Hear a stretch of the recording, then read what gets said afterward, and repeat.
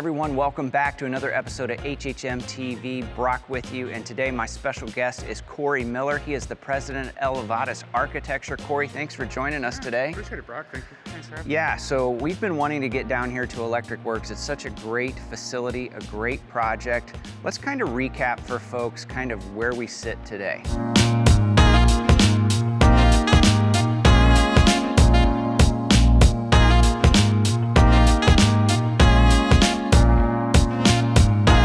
Well, as you probably know, this started back in 2016, so it's been quite a while. We went through COVID as part of this project, but as it sits, talking with the developers, it's probably 70% leased. Okay. So there's still a lot of square footage. 70% of 700,000 square feet is a lot of square footage. That means there's a lot left. Yeah. There's a lot of interesting spots in the campus. What we're seeing, what we're really excited about, is this summer will be the first summer with activities with the public on campus. So being able to activate the spaces that we've been imagining for 5 years, Yeah. has been great. Yeah, and I think vision is a good word because, you know, as you think about it, and you mentioned, hey, there's still a lot of space that could be filled and taken up, but there's vision in mind for what should go in those spaces. You're actually turning folks away that may not be, or not you personally turning folks away, but you know, if it doesn't fit the need for the space, it's really being scrutinized, right? You want the right tenants, the right businesses in. That's right. When we worked with the developers on master planning the campus, it really was about activating and creating those spaces where people want to be.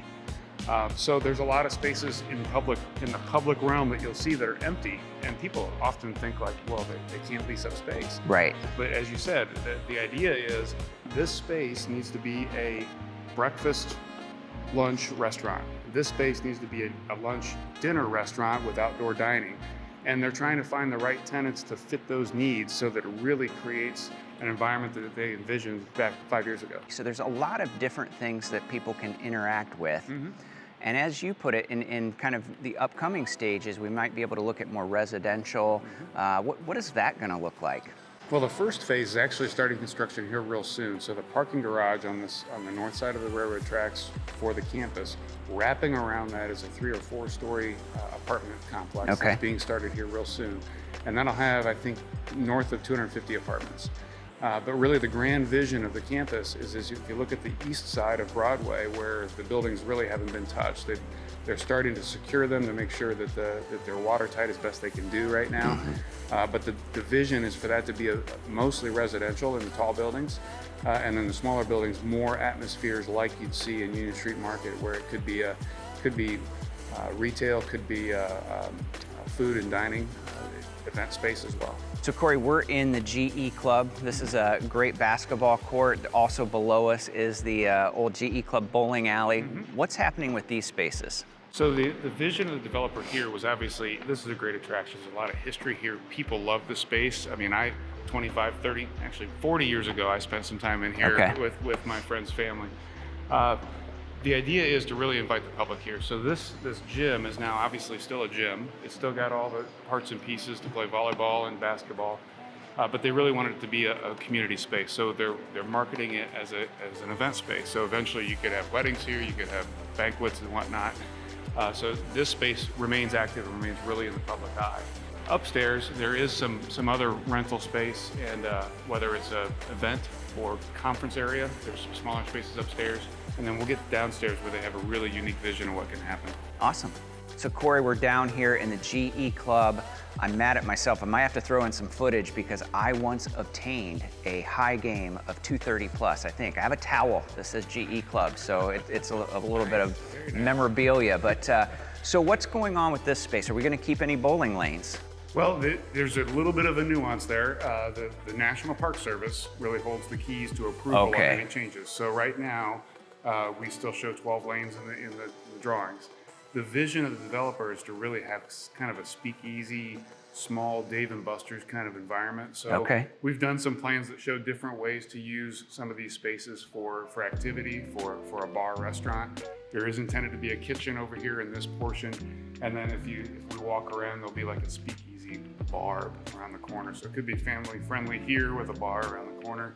And obviously that food service then obviously can treat the event center upstairs.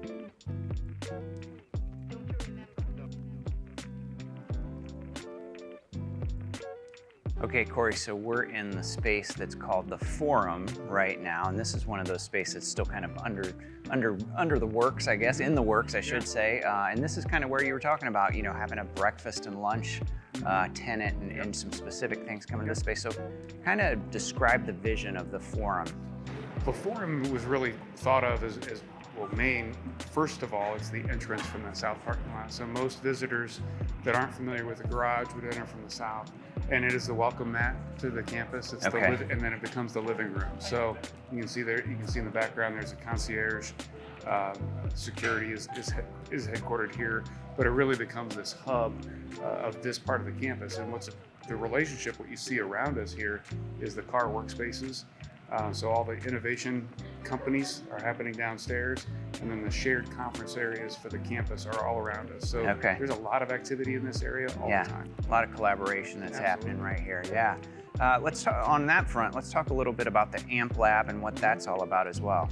So in the building just out on Sweeney Avenue is the Building 31, which is Fort Wayne Community Schools AMP Lab. It's a STEAM school, so science, technology, engineering, arts, and math.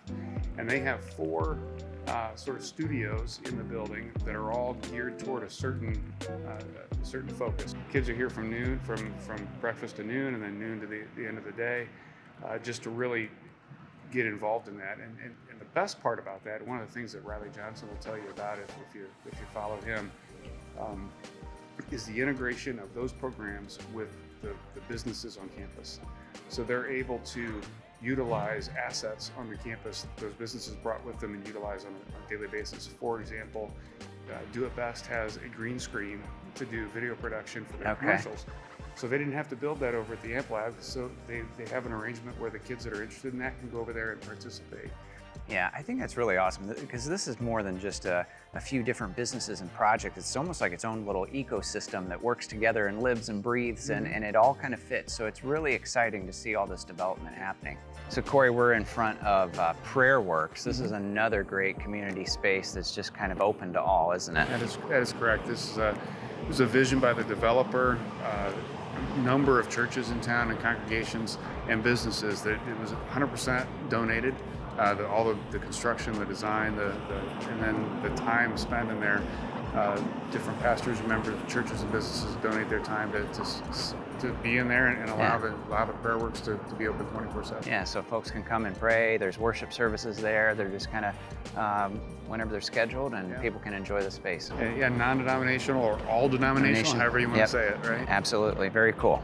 Okay, Corey, so we're at the Weigand Yard. Now, it's still a little chilly today, but when the weather warms up, there'll be tables out here. There's a space for live music. This is going to be a happening spot, isn't it? It's going to be happening all day long because we've got Union Street Market right there with overhead doors, so the crowds can come out here and it can flow back and forth. Yeah, you mentioned the stage. Plenty of spaces here, and really, this is a great benefit for Do It Best as well. Their corporate offices are here, and they've got a huge conference area right there that spills onto this space. So it really becomes a great concert area. That's absolutely right. And again, it's like everything comes together for multi-use, multi-purpose. It's so well thought out. So Corey, thanks so much for showing us around Electric Works. We're up here on the rooftop. Obviously, this is kind of a privileged spot that we got to be here today, but I think we should mention that this is the largest development project that the city of Fort Wayne's ever taken on, isn't it? Yeah, I think it is. And in recent memory, as you can think about, Headwaters Park was a big development, big re-envisioning of what it could be.